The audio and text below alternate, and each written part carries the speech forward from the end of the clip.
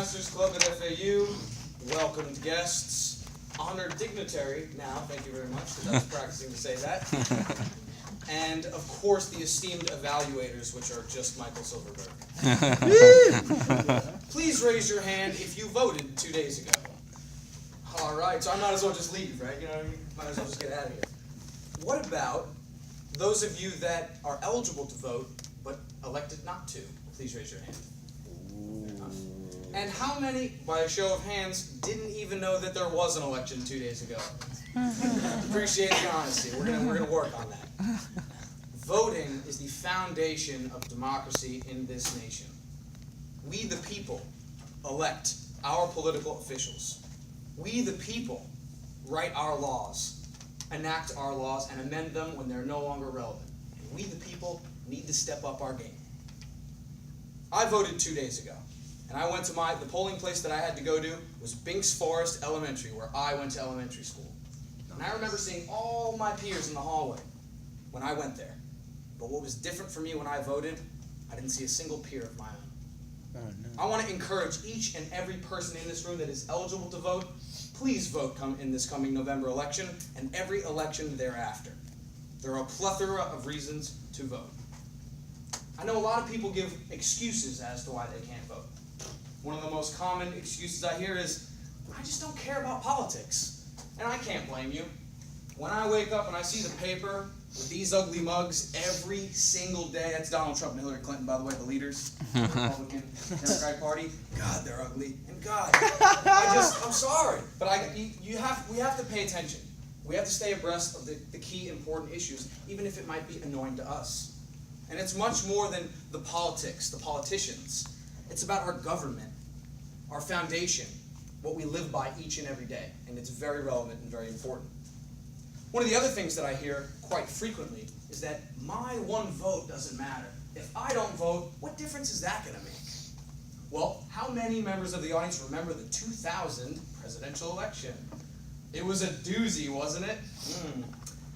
Now, typically I love it when the state of Florida stands out, but this one was pretty embarrassing. George W. Bush won the popular vote after all of the ballots that were tampered with and deemed not appropriate were thrown away. He won by 537 total votes. 6 million Floridians turned out to vote. So I'm going to do a little bit of math for you guys.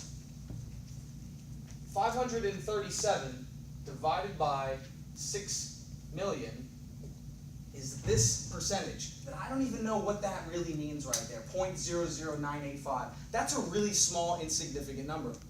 You know what this is? This is 600 disgruntled Democrats that didn't vote away from President Al Gore. Every single vote matters. Each and every one of us that place our vote, it's just as important as anybody else. My vote is just as important as your vote. It's just as important as his vote, or his vote, her vote. All of our votes matter. Your vote matters just as much as President Barack Obama, or your Aunt Kathy, or your neighbor Bob. Go out and vote. Don't be discouraged by the process. And don't think that you are insignificant in the totality of our nation, because you are not. We are all equally as important. That's what we were founded upon. Also, don't be discouraged when you think of a lot of people aren't voting, and it's troublesome. It bothers me a bit, because we've come a very long way in our voting process. The United States of America has not been around very long in comparison relative to other nations. At inception, the United States of America only permitted affluent white males that owned property the right to vote. And we have come a long way since then. Good riddance. After the Civil War, African Americans were given the right to vote, African American males. And it wasn't until 1965 that the Voting Rights Act was passed by President Lyndon B. Johnson that got rid of all of the discriminatory voting practices that prevented many African Americans from being able to register or to vote. It wasn't until the year 1920 that women were given the right to vote in this country, which is pretty crazy when you think about less than 100 years ago, Toastmaster Abrams would not have been able to vote in this nation. We've come a long way. And we shouldn't take for granted all the blood, sweat, and tears of the thousands and thousands of Americans that worked so hard to give each and every one of us the ability to cast our vote and influence this political process. Another reason I hear that people do not vote, an excuse, is that I don't have time for it. I am so busy that I don't have time to go out and register or to go out and vote. To which I say, foo-hucky. There's no way. Yeah, all right. Foo-hucky, that's right. You got time. There's plenty of time. And if you happen to be busy on that second Tuesday of every March or November when there's an election, what about an absentee ballot?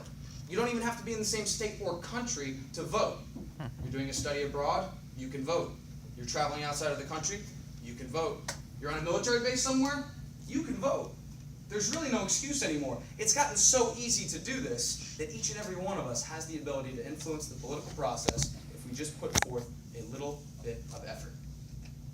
I would also like to see our government equally represented of our population. This is just simply not the case. There are 20 senators in our nation that are females out of the total 100.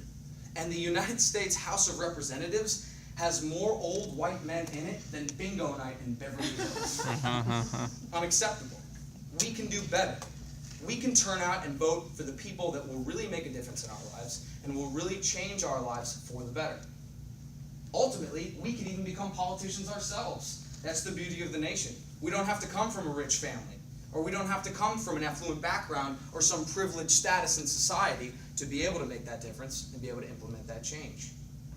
I want to encourage each and every one of you to go out and vote, just like I did this past Tuesday, in the attempt to make the nation a much better place. And I'm speaking specifically to my direct peers here, the millennials, who typically turn out the least. And we shouldn't be so hard on ourselves, because I do think that we are a tremendous generation. However, the youngest people that are eligible to vote typically turn out the least. I'd like to display this to you graphically on the board.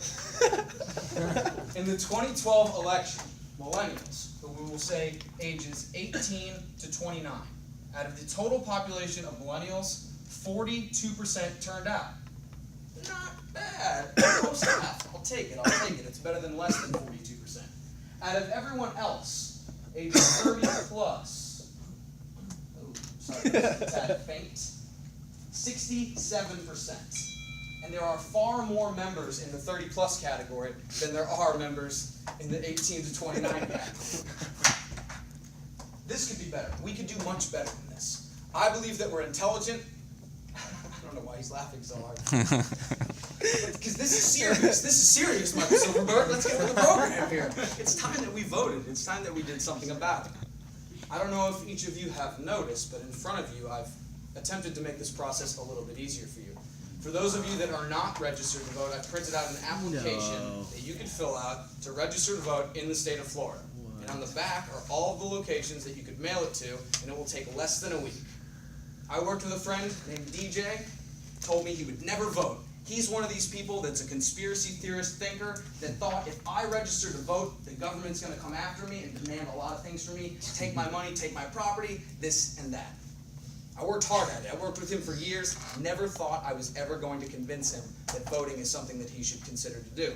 However, there's this particular amendment that he is fond of that is in this November election that I gave a speech about last time that I decided, hey, if you vote, you can get us that much closer to legalization. Nice. Nice. And it's not just in terms of that. That's not what this is all about. In our state elections, we influence the state Supreme Court, our mayors, city councilmen. We vote for our laws that we abide by and live by every single day. Vote for our governors, our senators. And at the federal level, we elect the President of the United States, which represents 1/3 of our total government. It's important, and we can all make a difference and change this nation for the better. Now, I know I've given each and every one of you an application to vote, but I'd like to make it a little bit easier for those of you that are still thinking, I gotta fill it out and mail it in and all that stuff. So for the first 10 people that come up to me after the meeting, I have an envelope here. And this envelope on it already has a stamp, so you don't gotta pay for postage. I did that for you. And if you're not one of these people that has a pen or a pencil or writing utensil, a pen after you fill out your application and become more American. That's right. Absolutely. Ladies and gentlemen, I hope that I've entertained you a tad and informed you a bunch. But at the very least, if you were someone that was not considering voting in the past, please consider it now. And if you're an avid voter such as myself that has never turned down the opportunity to voice my opinion in the political process, encourage more people to vote. Because the more people we get to vote, the more perfect union we have. Toastmaster of the day. Yeah, Austen!